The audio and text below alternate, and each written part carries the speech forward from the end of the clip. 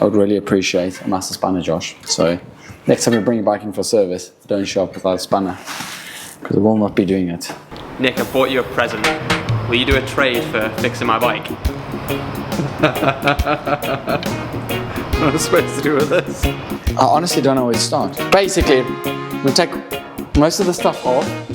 Wind's blowing. Get those pannier racks off and straight in the bin. New handlebar, new tape, new pedal bearings, because you don't look after your stuff. New tires, I'm assuming. Service bike. New jockey wheels. You're probably gonna need a new chain and stuff. I don't know. We'll check over everything, and then whatever you need, we just replace.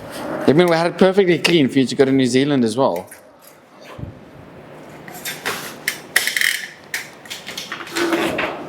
Like everything, like you don't even have a brake pad in here. Is that some kind of joke? Do you know if I had to service this bike for you? I don't know. You'd probably charge you like £1,000 as a starting quote. It's gonna fall. Oh no, it's just seized on.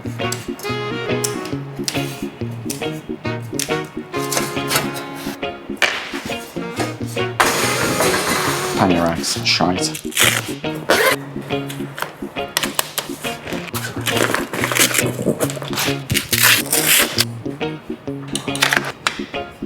Jesus.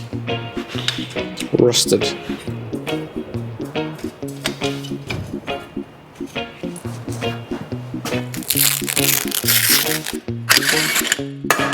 You do realize no warranties will hold up on this anymore.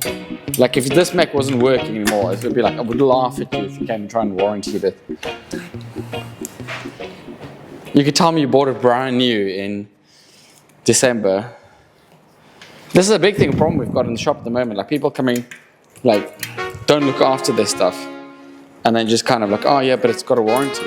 Yeah, but you still have to take some responsibility for, you know, I understand what like you were doing, but like we get a lot of people that live around here that just don't wash their bikes, or the bike comes in and the whole thing's rusted to pieces, or like look at your brake calipers over there, no pads in them. It's not hard to carry spare pads, Joshua. I can see a gap through there.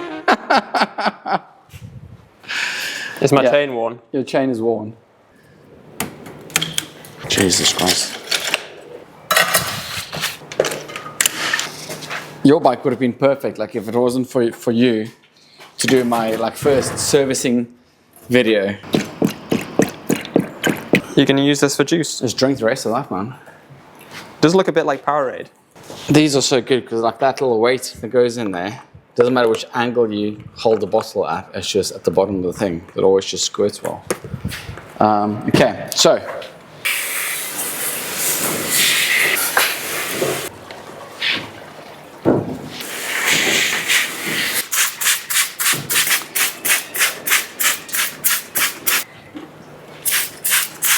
There's so much stuff on it that we're gonna have to like, I'll wash it like this, and then when we strip it down, we'll just go over individual parts again, just to make sure it's properly clean.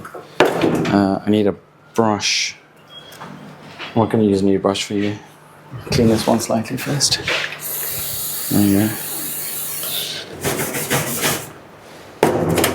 Okay, come back in 5 minutes.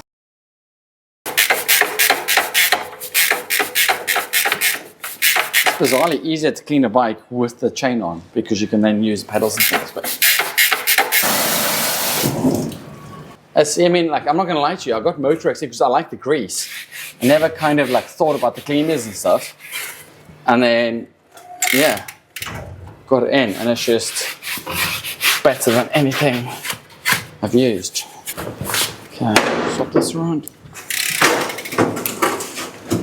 Do that on this side.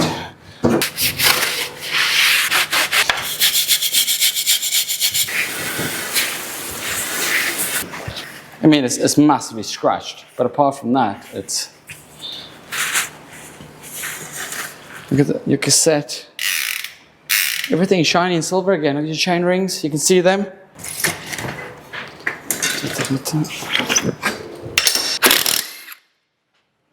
Change it off. How shiny that bit is. Sorry, I know I'm gonna keep on going on about this, but I'm just really, the cleaner is so good. I suppose, let's just take stuff off. Make it easy to get in there. Okay, look at that thing. Look. This is almost as bad as your China brake pads. Isn't it? There's nothing left. Okay, get the seals off. Still smooth. It needs grease. It's dry, but obviously that's expected, but it's not. We'll take it out and we'll properly service it. This is a discontinued Enduro tool, but it's so good. So I'm still using it. Ta-da-ta. So, very simple. That pops in there.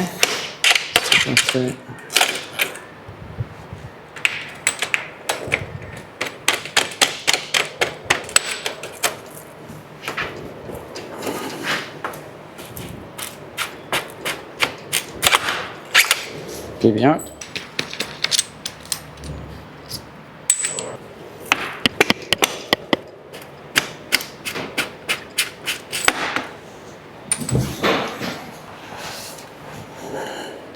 Going to hose that out because that's just disgusting.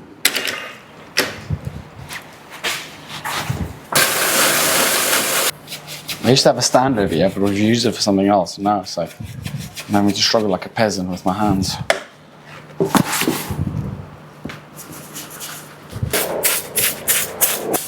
And the stand with like deer grease and stuff instead as well.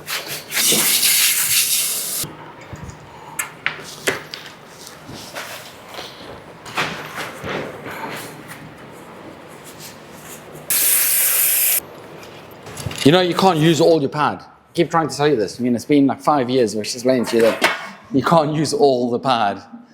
You can use it up to a point and then it's worn. But no, Josh is like that McDonald's ad where like you try to get you about, you know, the money's worth. Was it McDonald's? Which one was it? Look where the dad reads. Look at this. Look at how far your pistons are sticking out. Tram. Oh, your rotors are still okay. Front one at least.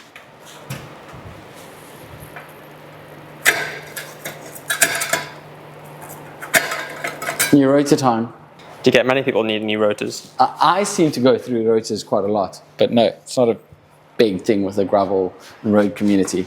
Mountain bikers, I assume it's going to be a lot more. But it's like most of my customers are quite good in replacing the pads in time.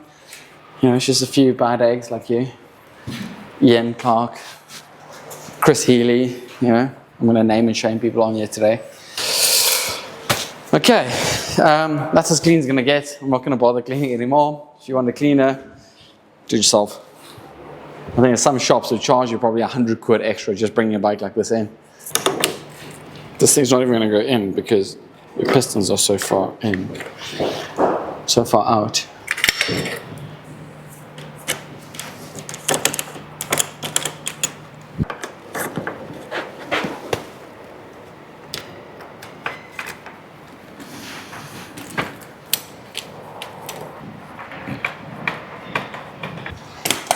Do you enjoy servicing my bikes?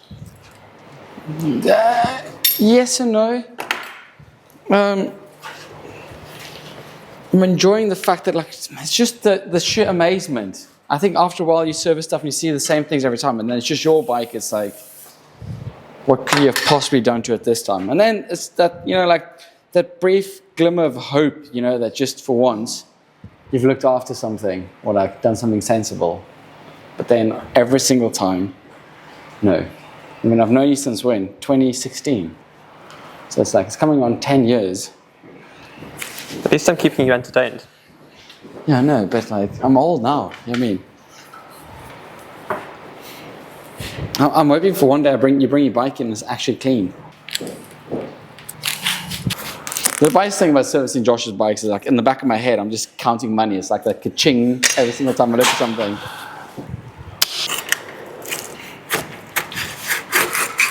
How are the build videos going, Nick? Good, I think. It's weird because now I went through a crazy phase the last 2 weeks. I filmed 6 videos in 2 weeks. But the problem now is then I'm obviously massive backlog with editing, which is fine, But every time I film one, I kind of come up with a new idea of doing stuff. So then I feel like I'm getting slowly, I don't know, I might not be, but in my opinion, I'm getting better. Or I'm trying trying to do more creative stuff. Problem is then that when I now go back and I start editing ones from like 3 weeks ago, I look at the video, I'm like, this is terrible. But obviously it's filmed and it needs to go out. So, but I need to get better at editing. I mean, it's taking me long. Like some of the videos are taking up to 15 hours for the full process. Yeah. But I enjoy it. It's just pressure I shouldn't have. Like I know it shouldn't bother me, but like I just want to do a good video every time. So I kind of overthink it. I keep buying new stuff as well. I've just ordered a gimbal today. I'm not sure I'm going to use that, but I don't think that's going to be for the build video. I think that's going to be more for like the talk through stuff. I need to still figure out how to do. Because I'm not very good at talking on camera. I'm actually jealous of these. I'm going to order myself a set as well. Redshift kitchen sink, but without the... I don't know why it's still called a kitchen sink, but it doesn't have the kitchen sink bit. It's got a bit of a rise. But it's got like a bit of a rise over there. Sweeps back, which is quite nice. So when you go on the top, you've got like a shorter reach. They don't have like the flat tops, but they don't need it because you can put these on to give you the flat swoop backs. So with all of that on, it's just a really nice bar. I'm definitely going to get some. These are 41s, but then they turn in, so they become narrow. I think I'm going to go with 44s for mine.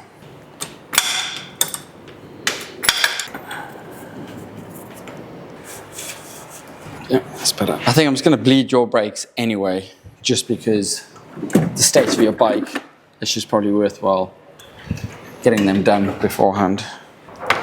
This one. This one.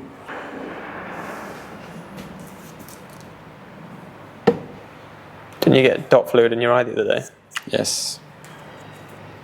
So somebody was asking why I don't do the bleeds on my build videos. I was like, yeah, I do bleed the bikes. I just don't show it. And the reason is that brake bleeding is messy. This is stuff. And everybody like, oh, you need to wear gloves. Yeah, I know, but I'm not going to. Gloves are bad for the environment. I just wash my hands afterwards. But the problem is when I'm making a build video, if I did this, my camera will get covered in mineral oil. Sorry, DOT 5.1. So it's just not ideal for a camera. Or your eyes. So yeah. Nothing happened. I had my eye and then, I don't know. I think people overstate. Well, I should probably not say that. It's dangerous stuff.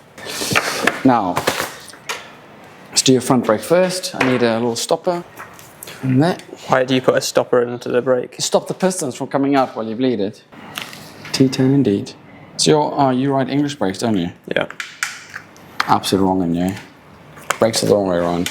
Splitting edge. I think that's the actual name for it. I don't get too geeky into the names and stuff like some people do.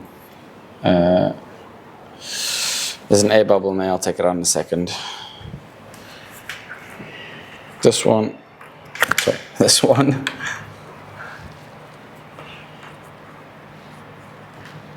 Open that up. Open that up. Or people start crying, oh, there's air in this range. It's not as bad as I thought. No air. A little bit. I just assumed you would have absolutely like cooked fluid in there. And that's not too bad. Cool. Like that. Seal this one off. Pull it out. Do this one.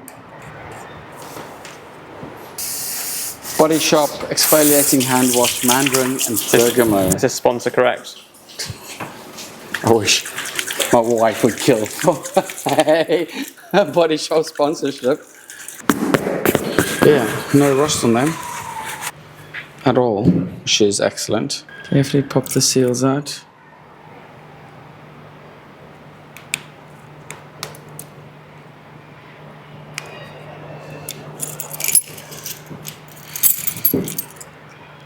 the seal out. Yeah. This one.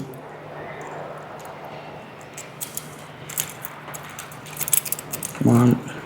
Get out. Chuck them in there. Just seals in there. And those ones. Degreaser. And then I'm going to stick it in my ultrasonic cleaner. I put this in here because it makes such a horrible noise that it drives me absolutely insane. So I drop that in, like so, put that on, and then it just gives me a headache. So I leave it in here, that warms up, and then I'll just clean your bearings out for you. How long does it take? I don't know, I just leave it in while I do other stuff.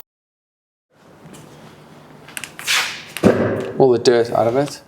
Try not to spill on me.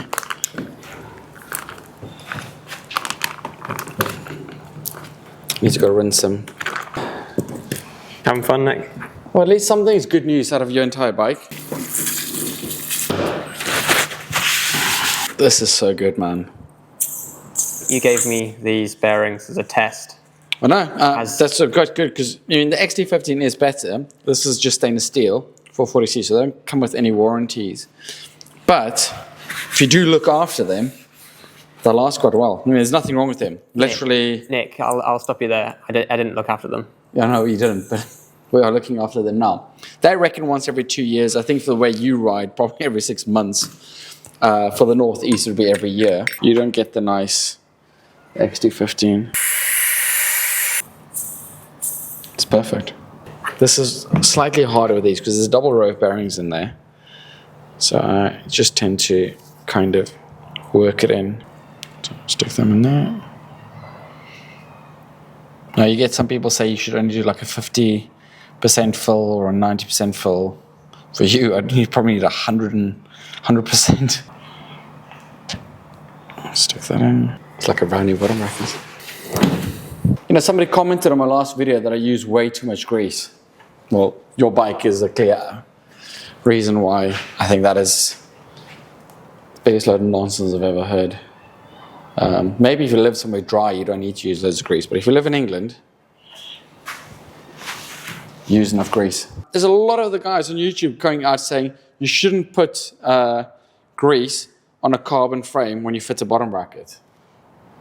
Can we do it? Obviously not now, but like, because we're doing this properly on this video. But I would like to make a separate video with you at some point. You're recording this? Yeah. Yeah. I want to make a separate video with you at some point where I want to put a bottom bracket into your bike without any grease on it. Yeah? And see how long it takes me to get it. And then just see how long it takes before your absolute bike sounds like it's falling to pieces. And then I want people to explain to me the logic in not using grease. What are the different greases that you use? Oh, you've asked me this question so many times. There's loads. But the simple, basic thing to break it down to for like normal people is you get waterproof grease and then essentially something that's more of a fast spinning grease. So like a lithium grease, there's quite a few different brands and things you can use. So use waterproof grease anywhere where you're not worried about how fast to spin, but you want to keep it lubricated. So i.e. your bottom bracket or your headset. And then you use the outside of bearing, so like where the bearing doesn't spin, like the outer race. And then inside a wheel bearing or bottom bracket bearing, you'll use more of a performance grease. So something that's probably slightly less waterproof, but essentially not as sticky, so it spins better. I then also use special grease for DT free hubs. I use a special kind of oil for zip cognition. I use SRAM dot grease for the brakes. I use copper slip in some cases when you want something to make sure nothing's going to ever seize up.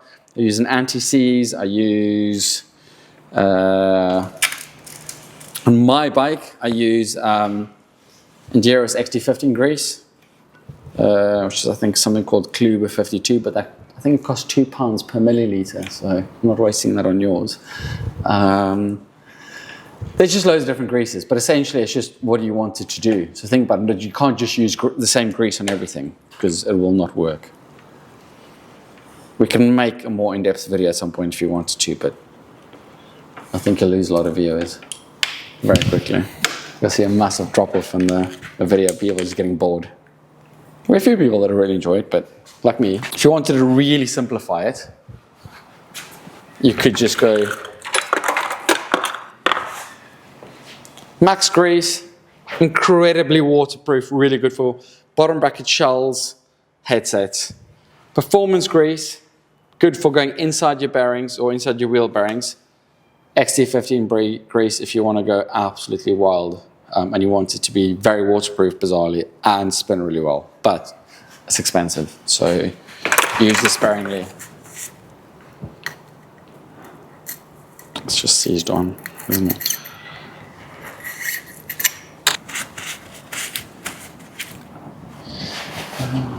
This.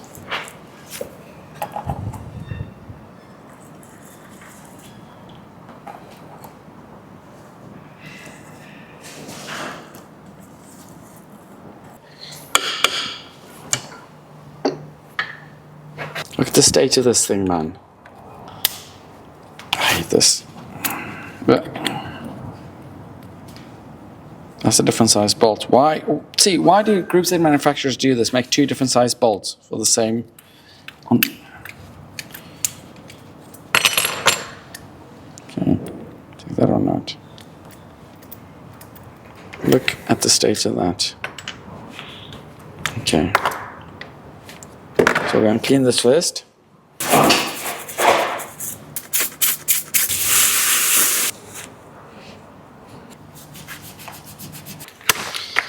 Let's go.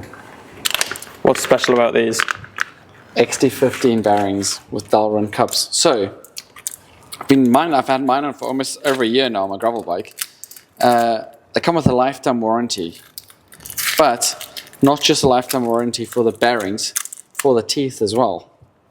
So in essence, obviously you'll prove everybody wrong, but you should never need to replace the actual pulley wheels.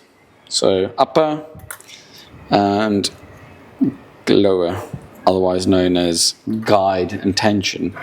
Your upper spins, chain comes from the bottom and then it spins that way. So this one needs to be that way, and then it goes, I always struggle with this, and it goes around that one, and that one spins the other way. But you need to remember that this pulley wheel, your chain runs through, if you imagine your chain goes, imagine your chain goes around the chain ring, comes out, hits this pulley wheel, which spins like that, which is either called the lower or the tension, because that's tension. And then it goes around the upper, or otherwise known as the guide pulley, because that's the one that actually helps you shift. But then it goes around this way before going around the cassette, so that one spins that way. Okay, so don't tighten it down all the way just yet, just to there. And take this one, slip it in this side.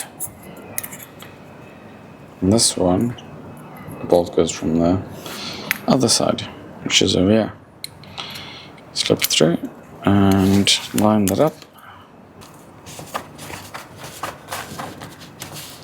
I hope these bolts come out, you know what I mean? Like, you've got all these things you want done, but like... We're going to switch the flip chip. Yeah, but that's if everything's not seized in.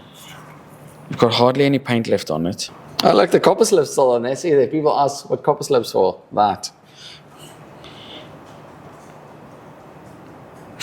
The other hole's supposed to go through is filled with dirt. So does that just flip over like that? Yeah. Go back in. And then we'll put this on there. And there we go. More tire clearance. Yeah, longer chain stays. There, I suppose. It's a clever design, this. As long as you grease it. Otherwise it'll become a very annoying thing. Put big 50mm tires in. It's not big anymore. 50mm is just normal now. I do like the confidence of some brands to give you stuff that's got lifetime warranties, because I just think to myself, like, you're so far outside the expected use that it's, yeah. They've got confidence in the product. Yeah, that's what I mean. It's good.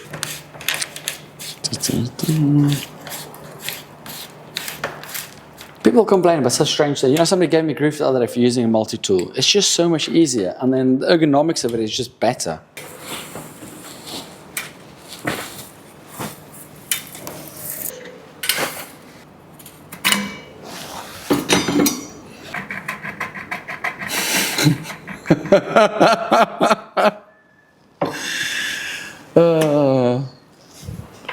What have you done over here? Oh, that's on solidly.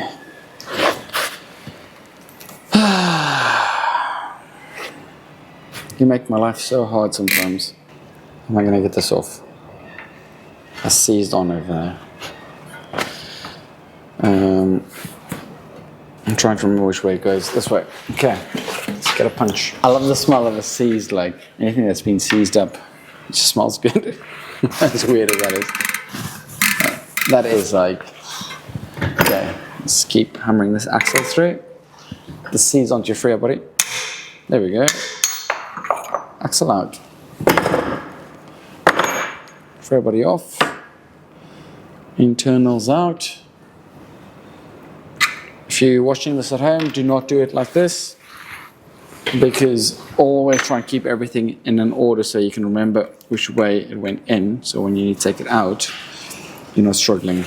So, bearings. Rear body ones are slightly worn, but will still work. Hub bearings, gone. Well, that thing is in there, it needs to come out, so I can take a bearing out. My favorite toy. Because my vice isn't strong enough. There we go, look at that. It's all because I put a post out yesterday asking you to buy me a Christmas present. I'm stuck with this tiny little excuse for a... If I had a big spanner, big one, I could have just taken it out. But I don't. My vice is also really shit, so that doesn't work. So unfortunately, I'm stuck with the power tools. I mean, I do love the power tools, but for certain cases, I would really appreciate a master spanner, Josh. So next time you bring your bike in for service, don't show up without a spanner, because I will not be doing it. Hammer. I'd also like a bigger hammer, please. Everything just needs to be bigger. Like, just go to a tool shop and see whatever the biggest tools are. That's what I want. I want a hammer, one shot, out. None of this little flimsy, tiny stuff people are making these days. Oh, that smell. Also, Joshua, can I point something out to you that I've just noticed over here? That's not good. You're not supposed to ride the tire until the bead sticks through. And there. And there. It's the sign of fun. Yeah, but it makes no sense. You rode from China back to like Germany on one set of tires. And now like New Zealand, I told you, New Zealand's not a good place for you to go to. I mean, it's rough and rugged, and if you went to South Africa, you know, with our smooth road. Can't even say that with a straight face. What I was trying to say is, if you went to South Africa where the roads are smooth and in perfect condition, you know, your tires wouldn't have these problems. You've got no sealant in there. Did you even put sealant in? Yeah. No, you didn't. I honestly did. What? Like 4 milliliters? You know, it's more like a drop. Look at that. How? Well, actually, that's a very good advertisement for Hutchinson. There is no sealant in there, mate. There's like, literally, the evidence is there. I mean, unless you've like taken these off, washed them out, but that's, you know, lucky are you not to get a puncture. There's not a single hole in them either. So it's not like, that is actually quite impressive. I don't know how you've done that.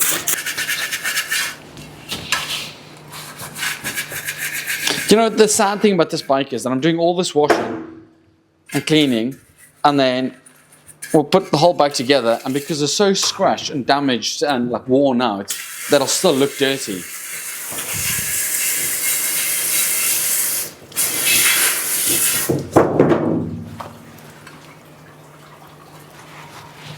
And this one out.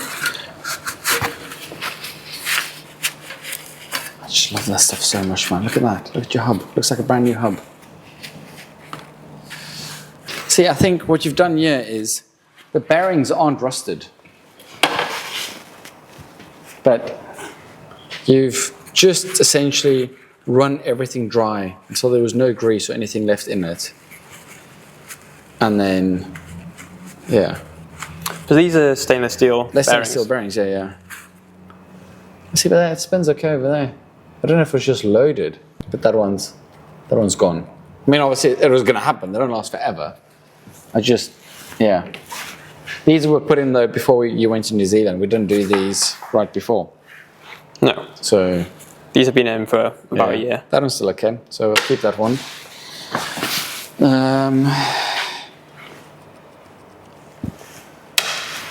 This one goes on this side.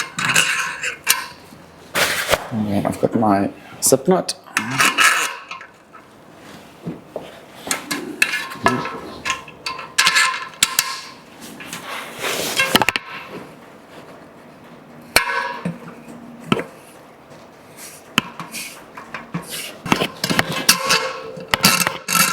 Put this back together. Put this back together. I'm going to put your old chainring back on with new brake pads, just because I've got some new chain rings. I'm going to put your old disc brake rotor back on, but just because I've got some new rotors coming in a couple of days, I want you to try them out, please, so I can see how they go with you, and then that'll be a good indication to see if they're any good. So if you cannot use your brakes for a couple of days, that'd be great.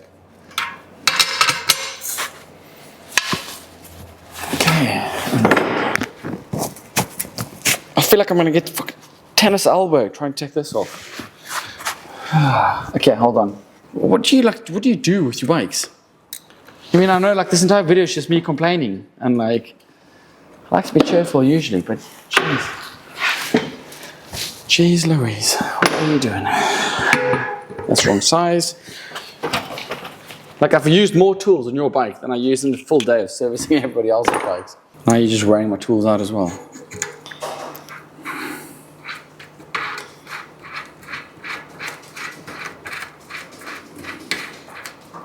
I'm pretty sure you're supposed to be doing this by just pulling it out, but like,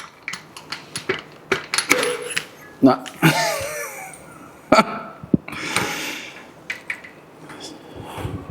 What have you done to this bike? It's gone through quite a lot of rivers. Yeah, but Really like, contributed to it. let's try the other side. I'm slowly losing the will, Joshua. Plan B. This other tool's never failed me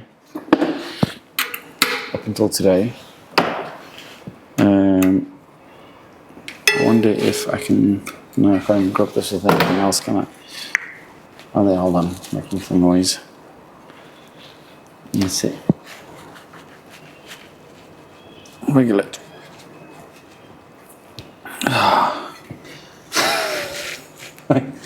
This has been super glued in.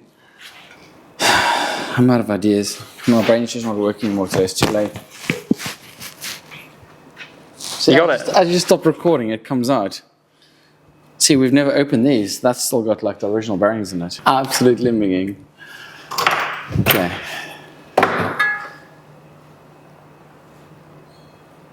I could have just used the punch. What's the plan with these wheels? Get some XD15 and then never have to look at them again? Yeah, but you'll still wear out the rotors. You'll still wear your tyres down while you've got no grip left on them. Or we're just replacing one tyre or both. This one's still fine. Yeah, but I want to put a grippier tyre on the front. Because last time I went on a gravel ride with you, I crashed down a hill. And you almost smashed your camera. In all fairness, everybody crashed in that ride. Apart from you. Apart from me, obviously. But that's just sheer luck. Generally, it's me that crashes. So I'm putting a Tundra on the front, extra grip, in 50mm.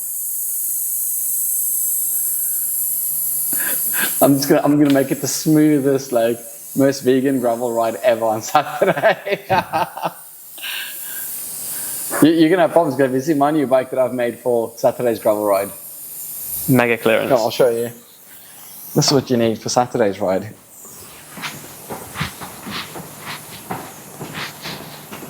Look at these bad lads.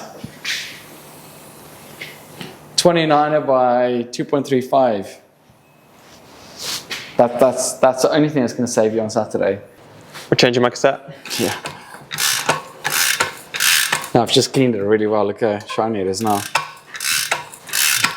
You were saying that you hardly ever need to change the cassettes. It's just these just last really well. It's a bizarre thing, like where we used to stock loads and loads and loads of cassettes, but now with 12 speed, especially the SRAM ones that just last incredibly long. I think James got something like 15,000 kilometers out of his rival cassette. Listen to that. It's actually quite a nice sound. I don't like noisy freehubs, but that's not bad. Okay, which tire's in the back?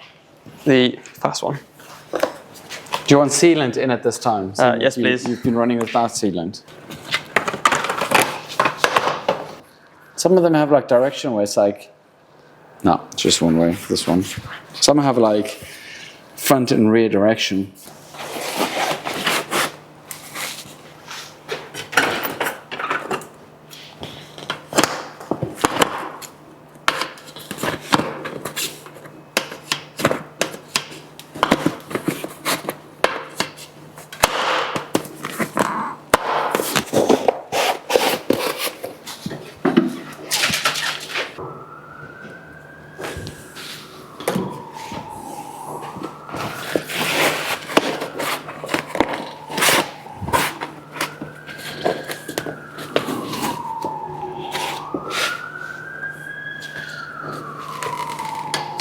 Were your tires still staying inflated? Or did you have to pump them up every morning?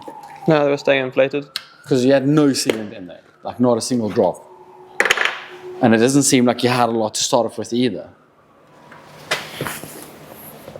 So I'm just, I still can't.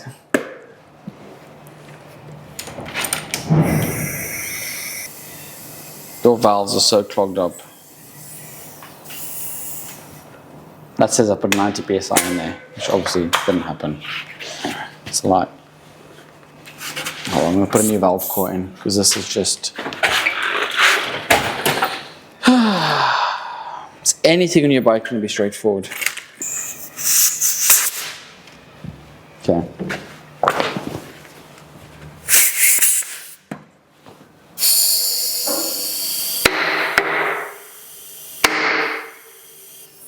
There we go.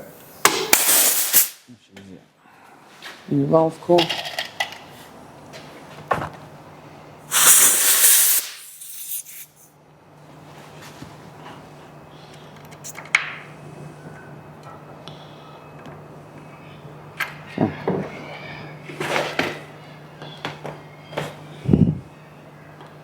So let's see it's all the way around. Yeah. That's ridiculous. Just for the grip. We're going to have to go back to Beamish now to see if the tires are better. I think is it raining tonight? I hope it stays dry for the weekend though. It's been nice. We've been riding in shorts this week.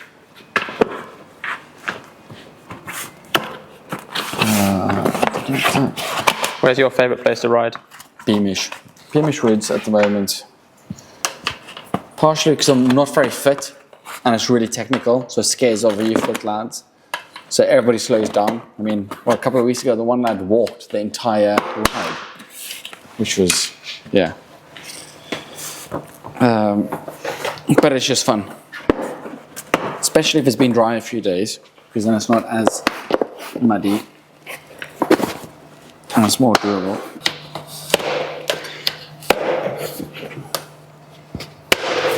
Do you think anyone's going to leave a comment that you shouldn't be using tyre levers? Listen, everybody's got the, yeah. People are going to be saying, oh, you shouldn't be pouring it straight in, you should dry seat it and all that nonsense. It's not my first day on the job. If everybody can do it, so that thing is going to drive me insane. I want a new compressor as well, Josh.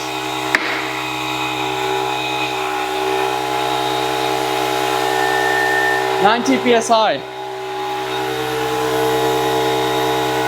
When I was your age, you know, I used to run my tires at 145 psi in the dry and 110 in the wet. I don't know, like how my teeth didn't fall out. What, from hitting the pavement? Just from like... Or shattering? The shattering from the... Definitely don't be pumping your tires to 90 psi. That thing isn't accurate, so don't believe what that says. That's probably, I would say, about 45, which is way too high, but we'll wait until it seats and then we'll lower the pressure back down to, I reckon you're gonna have to run for you probably about 20, I would say, in there. If it gets wild on Saturday, I would drop it down to about 18 for you. Another thing we're not doing today is we're not going to fix your headset because I'm scared that if I take this apart, the bearings are just going to come apart. I've got some on order. We'll fix that next week. For now, we'll just, yeah, put it back together as it is. What pads are you giving me? Trick stuff. What's so Power special about pads. them?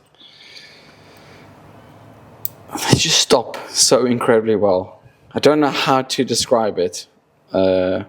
It's just very impressive. Very, very, very impressive.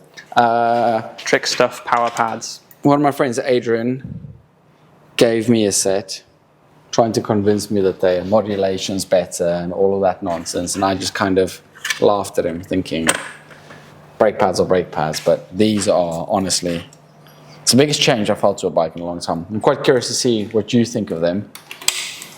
Having ridden a bike with no pads, obviously, anything's going to be better. But with riding these for the first time in quite a while, I've got confidence to do like endos on my gravel bike. For people that don't know what that is, like I can actually balance on the front wheel while moving.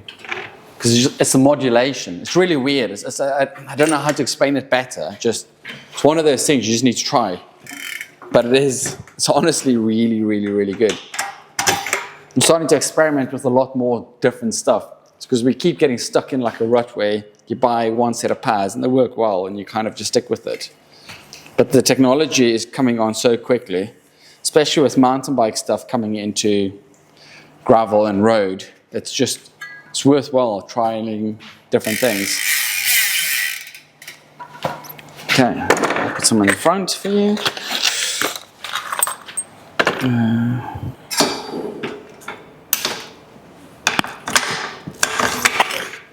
Brake pads on, need to put a new chain on your bike. Okay.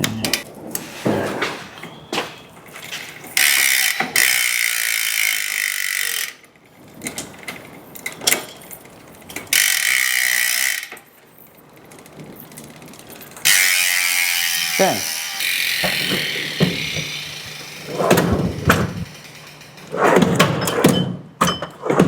How's it going, Nick? It's going okay. How are you doing? I'm stressed. Can't believe you're keeping me away from my family. What are you stressed about? The cost. Why do you think I'm smiling so much? This is like, you know, this is enough money to put my kid in nursery for at least a day or two, you know.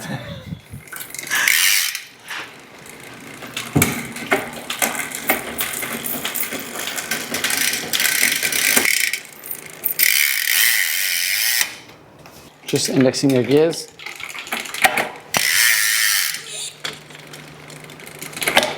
Excellent.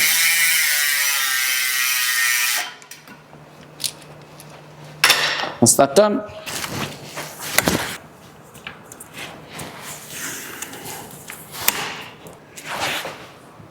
yeah.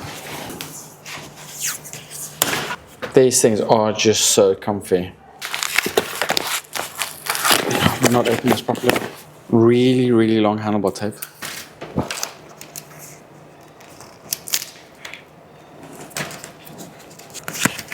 Well, you do need the longer tape actually because of this. This thing gets in the way. I've noticed on quite a few builds we've done. So you might have to use both sides.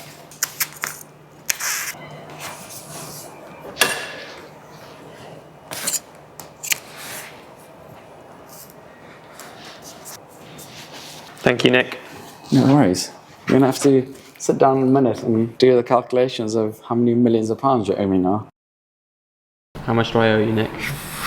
So, new handlebar tape, standard service, 2 hub services, 2 sets of brake pads, 2 rotors, 4 602 wheel bearings, 2 6802 wheel bearings, all in stainless steel, 2 tubeless setups, 3 hub service, SRAM Force cassette, SRAM Force chain, brake bleed, and there's something that's hidden here that I can't see oh, bike wash. I charge you for bike wash, you know, because the bike was really dirty. So in total it comes to £1,089.95.